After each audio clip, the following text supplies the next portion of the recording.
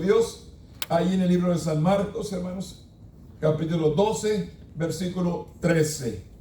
Gloria a nuestro Dios. Vamos ahí a estar leyendo, hermanos, estos primeros 5 versículos, 6 versículos, o 5. A San Marcos, capítulo 12, versículo 13 al 17. Vamos a dar lectura a estos versículos, hermanos, para dar principio y así seguimos adelante. Gloria a nuestro Dios. Vayamos, hermanos. San Marcos 12 y el versículo 13 dice: y le enviaron a algunos de los fariseos, de los herodianos, para que les sorprendiese en alguna palabra. Viniendo ellos le dijeron: Maestro, sabemos que eres hombre veraz y que no cuidas de nadie, porque no miras la apariencia de los hombres, sino que en verdad enseñas el camino de Dios. ¿Es lícito dar tributo a César o no? ¿Daremos o no daremos? Mas él, percibiendo la hipocresía de ellos, le dijo: ¿por qué me tentáis? Traedme la moneda para que la vea. Ellos le trajeron y le dijo: ¿de quién es esta imagen y la inscripción? Y ellos le dijeron: de César. Respondiendo Jesús le dijo: dad a César lo que es de César y a Dios lo que es de Dios. Y se maravillaron de él. Bendito Dios. En este momento, Padre, venimos delante de tu presencia. Primeramente, Señor, honrándote a ti, glorificándote, Padre, y dándote gloria, porque solamente usted la merece.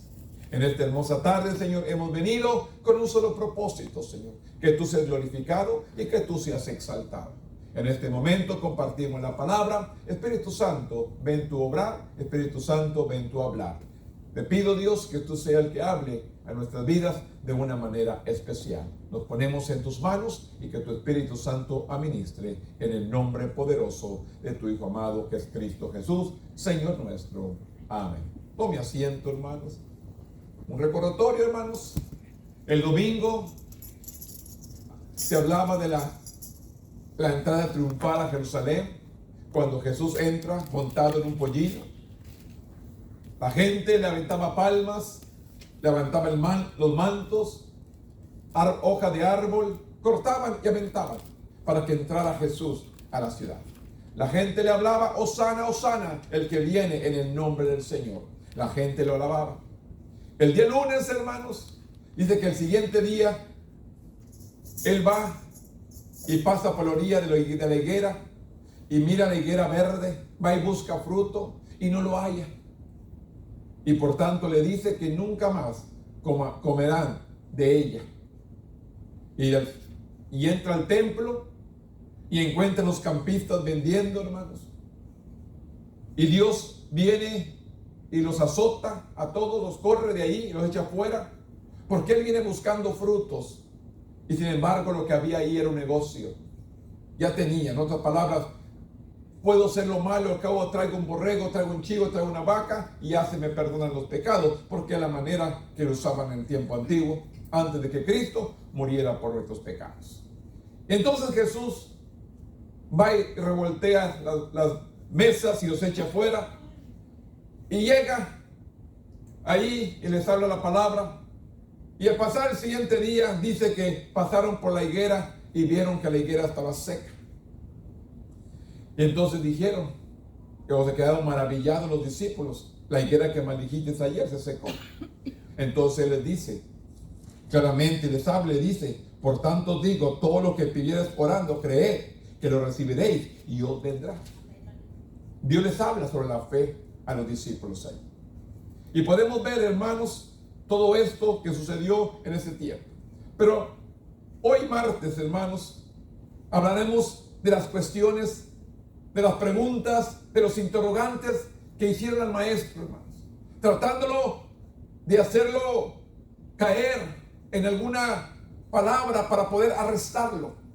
El día martes Jesús entra, dice, entre los herodianos, los fariseos, llegan ahí, hermanos, y si lo podían sorprender en algunas palabras para poder acusarlo ante el Sanedrín y poder crucificarlo, poder matarlo, poder arrestarlo. Ellos ya buscaban la manera de cómo llegar a Jesús para que fuera crucificado.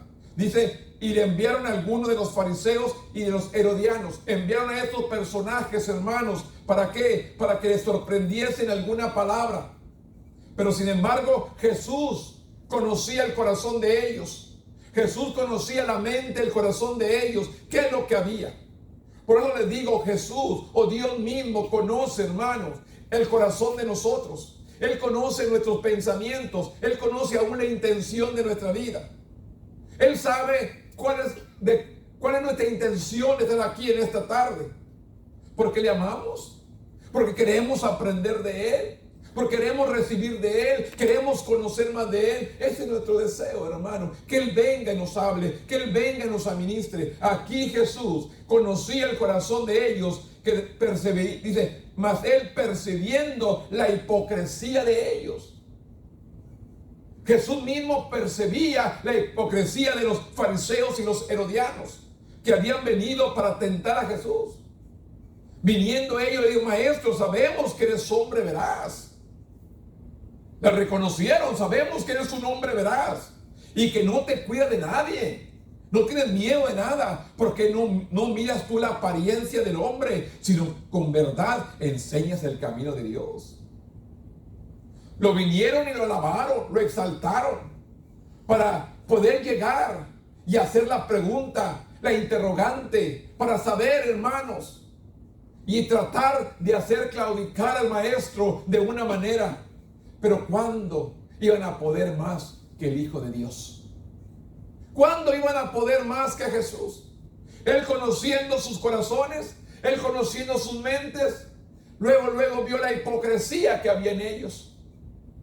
Por eso dice la palabra, hermanos, que nuestro espíritu da testimonio a Dios. Nuestro espíritu da testimonio al Padre. Nuestro espíritu da testimonio al Hijo. Nuestro espíritu da testimonio al Espíritu Santo. ¿Qué es lo que sucede cuando hay una persona, hermano, mala, que no está buscando de Dios, que viene a la iglesia para hacer maldad? Solamente nuestro mismo espíritu la identifica. Nuestro mismo espíritu rechaza esa vida, rechaza esa persona. Porque nuestro espíritu tiene comunión con el Padre. Mi espíritu anhela lo de Dios. Mi espíritu anhela lo de Él. Y aquí dice que Dios, conociendo la hipocresía que había en ellos, ¿por qué me tentáis? Le dice Jesús. ¿Qué le habían dicho? Maestro, sabemos que eres hombre veraz y que no te cuida de nadie, porque no miras tú la apariencia del hombre, sino que con verdad enseñas el camino de Dios. Y luego le dice, ¿es lícito dar tributo a César o no? ¿Daremos o no daremos? ¿Es legal que le demos el tributo a César? Yo le digo, hermanos, si hoy a nosotros en nuestros días nos dejaran dar el tributo, el país estuviera pobre, hermanos. Los adultos no tuvieran nada. Aquí el gobierno, hermanos, antes que tú te recibas tu cheque, él recoge lo que nos va a quitar. El gobierno nos quita todo, hermano. Antes de que nos da nuestro dinero que tomamos, él ya tomó su parte. Él ya tomó todo lo que tiene que tomar. Nos quita antes, porque nos conoce, hermanos. Que si estamos atenidos, no vamos a dar nada. Entonces él recoge, y aquí le viene y le hace esa pregunta, ese interrogante, ¿debemos darle a César o no, Señor? Y entonces Jesús, viendo la hipocresía de ellos, dice, ¿por qué me tentáis? Traedme la moneda para que la vea. Usó la sabiduría, traerme la moneda para verla. Y cuando dio la moneda, dice, estaba la cara de César en la moneda. Y entonces Jesús les dijo, ¿de quién es esta imagen? ¿Y de quién es esta inscripción? Y ellos dijeron, de César. Entonces, ¿qué respondió Jesús? Dar a César lo que es de César y a Dios lo que es de Dios. Y se maravillaron de él. ¿Por qué? Porque no pudieron hacerlo caer en las preguntas interrogantes que le vinieron a hacer. Estos personajes, los fariseos, los seduceos, los herodianos, aquellos personajes de aquellos tiempos, hermanos, los líderes religiosos, los sacerdotes, buscaban la manera, hermanos, que no le ofrecieron a Judas dinero, plata, para que entregara a Cristo, que mismo Judas tomó esa plata, que después fue y se las aventó y se las regresó, pero sin embargo no pudo con su culpa y fue y se ahorcó. Aquí enseña la palabra, hermanos, que estos personajes quisieron tomar ventaja de Jesús, quisieron aprovecharse para buscar una manera de cómo arrestarlo, pero no había llegado el momento. Yo les digo, Dios tiene su tiempo preciso. A veces usted y yo queremos que los nuestros se salven, que los nuestros sanen, se cambien. Es en el tiempo de Dios, hermano.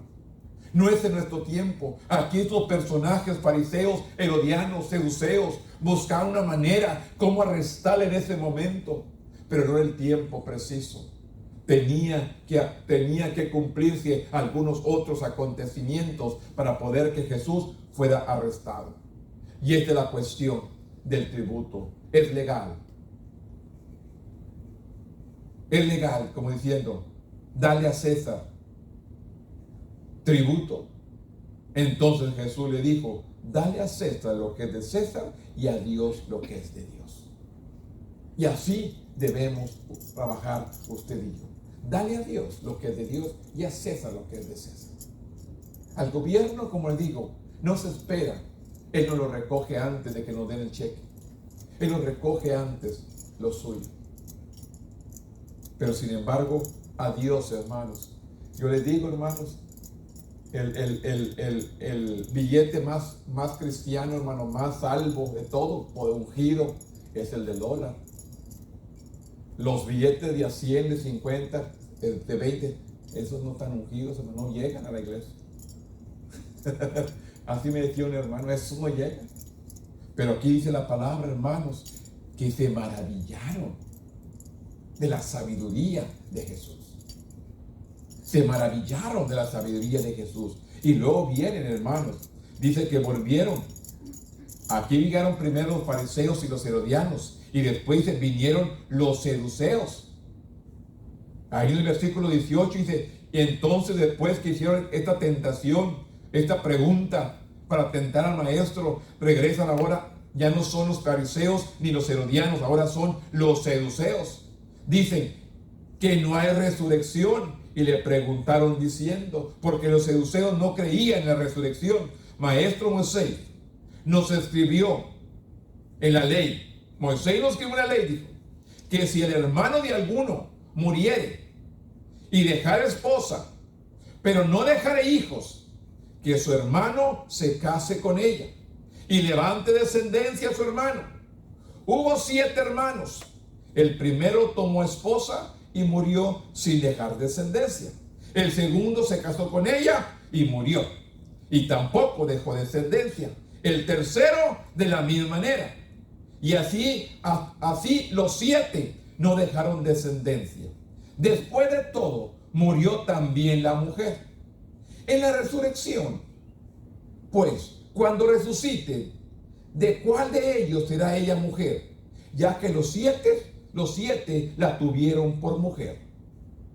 Esta fue la otra pregunta que vinieron a tentar a Jesús y diciéndole, ¿de quién será mujer?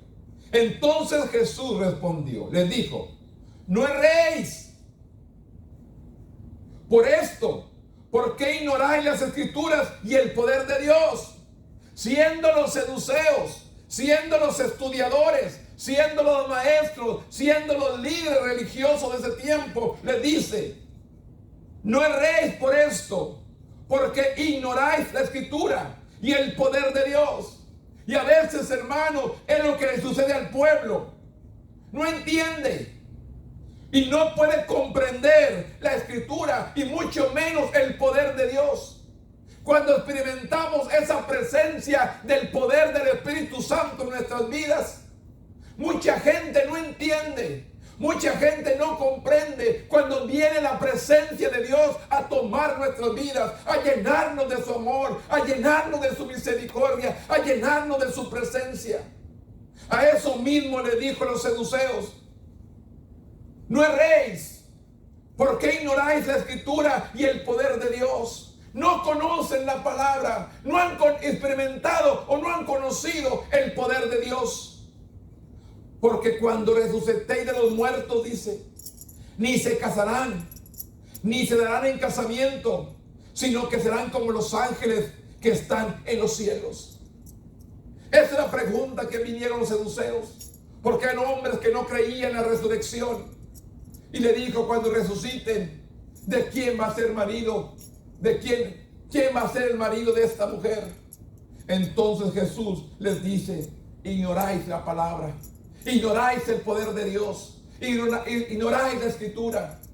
Y mucha gente, hermano, así vive, ignorando la palabra, ignorando el conocimiento de Dios, ignorando la unción de nuestro Dios. Por eso dice claramente: por cuando resucité de los muertos, allá ni se casan, ni se darán en casamiento, sino serán como los ángeles que están en los cielos.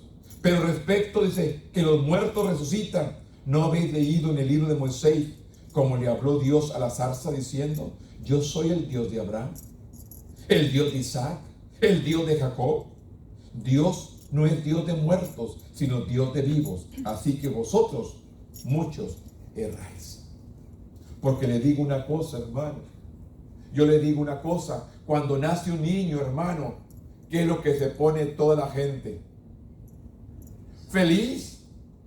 Nace un bebé y toda la gente está contento, está feliz, sin saber qué futuro le espera. Pero sin embargo, cuando se muere una persona en Cristo, hermanos, la gente llora. Cuando sabemos que está en un buen lugar, está con el Señor, porque nos ha prometido vida eterna. Cuando nace un bebé, nos regocijamos. Hacemos tantas cosas, no hombre, echamos la puerta por la ventana. Queremos festejar, queremos comprar, queremos hacer. Es lo que hacemos para un bebé, sin saber el futuro que le espera a esa criatura. Pero sin embargo, hermanos, cuando una persona muere en Cristo, la gente llora, la gente se pone triste, sin saber, hermanos, que es cuando esta persona realmente empieza a vivir una vida de alegría, de gozo en la presencia de nuestro Dios. Porque Él nos dijo, hermanos, claramente: aquel hombre que fue crucificado juntamente con Cristo, que le dijo: acuérdate de mí cuando vengas en tu reino. ¿Y qué fue la respuesta de Cristo? Hoy estarás conmigo en el paraíso. Esta fue la respuesta de Jesús. Hoy estarás conmigo en el paraíso. Este hombre le dice: acuérdate de mí cuando vengas en tu reino. Sin embargo, Jesús le responde: hoy estarás conmigo en el paraíso. Por eso le dice: Dios no es un Dios de muertos, sino Dios de vivos. Así que vosotros muchos erráis. Dios es un Dios de vivos, hermano.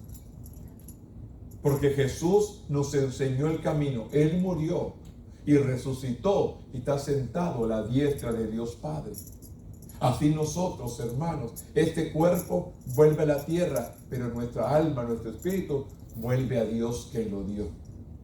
Estar en la misma presencia de Dios. Aquí fueron dos cuestiones: el tributo y también la pregunta sobre la resurrección. ¿De quién iba a ser marido esta mujer si tuvo 7 hombres, 7 hermanos, 7 maridos? Y se llama en la resurrección, ¿quién va a ser su esposo? Y Dios responde claramente: ignoráis las escrituras, ignoráis el poder de Dios, porque allá ni se casan, ni se descasan, porque son como los ángeles para bendecir a nuestro Dios. Y eso es al estar en la presencia de nuestro Dios, alabando y glorificando su nombre.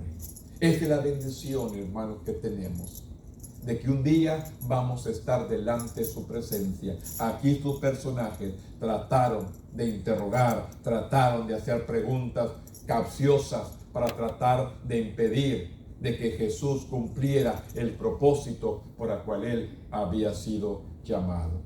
Si vemos ahí, hermanos, acercándose, primero vemos acá, en el tributo, vemos a los fariseos y a los herodianos. En la resurrección, vemos a los seduceos. Y en el gran mandamiento, ¿a quién quiere que vemos? A los escribas. Aquí eran los personajes, los grupos que había en ese tiempo: fariseos, herodianos, seduceos y escribas. Y aquí vemos en el gran mandamiento acercándose uno de los escribas que lo habían oído disputar y sabía que les había respondido bien. Les había respondido bien a los fariseos, les había respondido bien a los herodianos, les había respondido bien a los seduceos, ahora a los escribas. ¿Cuál es? Viene a Jesús y le pregunta al escriba: ¿cuál es el primer mandamiento de todos? Acuérdese, en el libro de Éxodo encontramos los 10 mandamientos. No matarás, no hurtarás, no te das falso testimonio, no tendrás dioses ajenos delante de mí. Y ahí están los 10 mandamientos en Éxodo 20. Y aquí el escriba viene y le pregunta a Jesús: ¿cuál es el primer mandamiento de todos? Entonces Jesús le responde: el primer mandamiento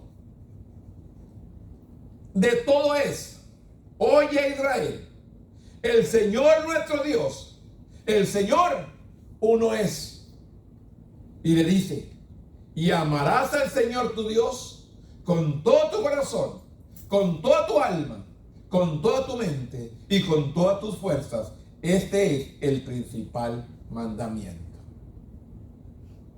Cuando el escriba le pregunta cuál es el primer mandamiento, Jesús le responde: amarás al Señor tu Dios con todo el corazón, con toda tu alma, con toda tu mente y con todas tus fuerzas. Esa fue la respuesta que le dio Jesús. ¿Sabe por qué? Porque si usted ama a Dios con todo el corazón, con todo el alma y con toda la mente, no va a tener dioses ajenos delante de Dios. No matará, no hurtará, no cometerá adulterio, no hablará contra su prójimo falso testimonio, no codiciará. Y usted mire los 10 mandamientos ahí en Éxodo capítulo 20. Si usted ama al Señor con todo su corazón, no va a cometer ningún fraude. Por eso dice, Jesús respondió: y amarás al Señor tu Dios con todo tu corazón, con toda tu alma y con toda tu mente. Y dice, y con todas tus fuerzas. Este es el principal mandamiento. Y le dice, y el segundo es semejante: amarás a tu prójimo como a ti mismo, y no hay otro mandamiento mayor que estos. No habrá mayor mandamiento. Si amamos a Dios y amamos al prójimo, ¿a quién vamos a hacerle daño? A nadie. Entonces toda la palabra, toda la escritura se encierra en estos 2 mandamientos: amar a Dios con todo el corazón, con toda el alma y con toda la mente y con toda la fuerza, y al prójimo como a ti mismo. Y ahí encerramos toda la palabra. Porque si amamos a Dios y amamos al prójimo, ¿a quién vamos a dañar? A nadie. No tenemos a quién. ¿A Dios o a la humanidad? No podemos dañar a nadie. Entonces aquí el escriba le dijo: bien, maestro, verdad has dicho, que uno es Dios y no hay otro fuera de él. Así le respondió el escriba. Y el amarle con todo el corazón, con todo el entendimiento, con todo el alma y con todas las fuerzas, y amar al prójimo como uno mismo, es más que todos los holocaustos o sacrificios. Vino a comprender. Jesús entonces, viendo que había respondido sabiamente, le dijo: no estás lejos del reino de Dios. Así le dijo Jesús al escriba: no estás lejos del reino de Dios. y ya ninguno osaba preguntarle. Ya nadie más le quiso preguntar, porque no pudieron con la sabiduría y las palabras que Jesús les dio. Por eso vemos que en un día martes vinieron y cuestionaron a Jesús, tanto los fariseos como los herodianos, los saduceos, los escribas, y cada uno vinieron buscando cómo tentar a Jesús para poder crucificarlo. Muchas veces nosotros, hermanos, no hemos valorado, no hemos apreciado realmente, hermanos, lo que Jesús hizo, lo que Jesús pasó. Realmente no hemos valorado. Si vemos al pueblo que entra a Jerusalén recibiéndolo con palmas, lo vemos al final de la semana, ese mismo pueblo, crucifícale, crucifícale, crucifícale. Es triste, hermano, cómo la gente puede cambiar de un momento a otro. Por eso es necesario que amemos a Dios con todo el corazón, con todo el alma y con toda la mente. Nosotros nos enojamos fácilmente. Buscamos cualquier excusa para hacernos enojar, para sentirnos, para encapricharnos. Buscamos a veces cualquier excusa, como la buscaron aquí los fariseos, la buscaron aquí los herodianos, buscaron aquí los saduceos, buscaron aquí los escribas. Una manera, hermanos, de cómo hacer caer a Jesús. Pero ¿con quién se estaban enfrentando? Con el maestro de maestros, con el Señor de señores, con el Rey de reyes, con el primero y el último, con el Alfa y el Omega. Ellos no pudieron hacer nada en contra del maestro. Hoy en nuestros días, hermanos, la gente critica, la gente se burla porque nos congregamos, porque oramos, porque leemos la palabra, porque venimos al templo. La gente se burla sin saber que nosotros anhelamos, nuestro espíritu anhela estar en la misma presencia de Dios. Todos estos personajes lo cuestionaron, buscaron la manera de que Jesús fuera crucificado. Y realmente esta gente no valoró al Hijo de Dios. Estuvo con ellos y no lo valoraron. Estuvo con ellos y no apreciaron. ¿Dónde estaban ahí, hermanos? Todos aquellos hombres. Si usted mira a los discípulos, más adelante vamos a ver esta semana, si usted mira a los discípulos, hermanos, cuando Jesús es arrestado, ellos se dispersan. Cuando el mismo Pedro dijo, si es necesario morir contigo, yo moriré, dijo Pedro. Y en el momento que Pedro dijo esto, Jesús le dijo, antes que cante el gallo, me negarás 3 veces, Pedro. No. Y cuando cantó el gallo, Pedro se acordó de aquellas palabras que Cristo le había dicho.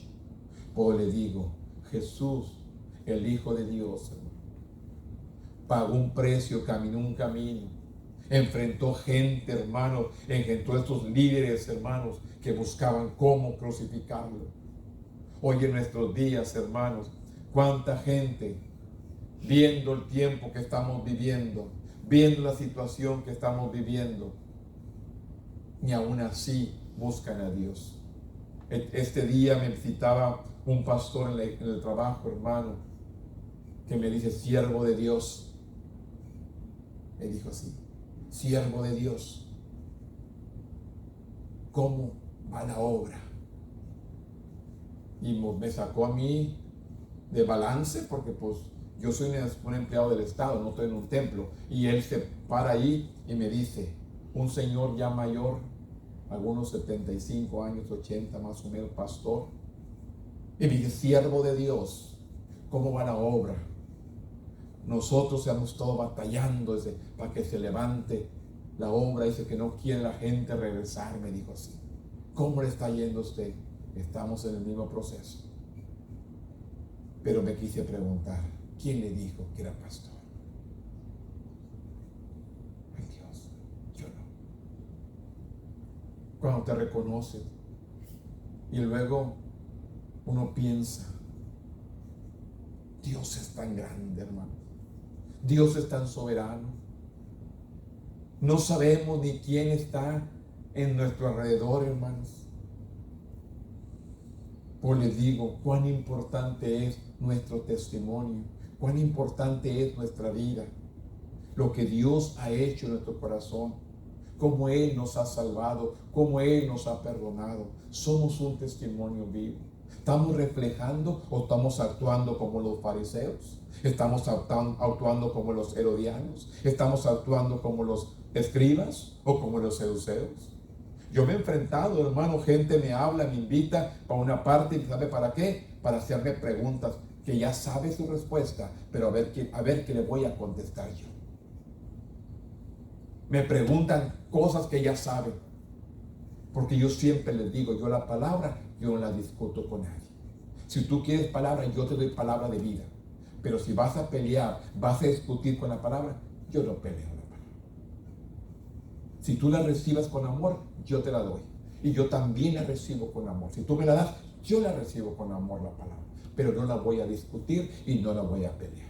Yo no voy a pelear con la palabra, porque muchos se agarran a discutir y a pelear.